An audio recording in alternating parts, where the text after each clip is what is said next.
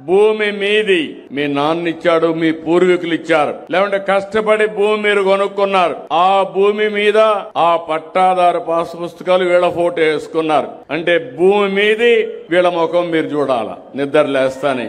ఇది ఎక్కడ న్యాయమో నాకు అర్థం కాలేదు. ఇది ఒక పెద్ద ఫోటోల పిచ్చ. ఆ ఫోటోల పిచ్చితో మీ జీవితాలతో ఆడుకునే పరిస్థితికి వచ్చారు.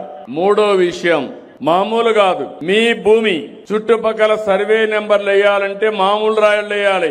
ఆ రాళ్ల పైన మంచి గెలాక్సీ గ్రనైట్ తీసుకొచ్చి ఆనాటి పాలకుడు ఫోటో వేసుకున్నారు, బొమ్మ వేశారు. అంటే ఎంత డబ్బులంటే 750 కోట్లు దానికి ఖర్చు పెట్టే పరిస్థితికి వచ్చారు. ఇంకో పక్క మీరు ఒకసారి చూస్తే ఇదే విధంగా రాజకీయ నాయకులు ఇంటర్ఫేర్ అయ్యి మీ భూమి నాకు ఇస్తావా చౌకగా అని అడిగేవాళ్ళు.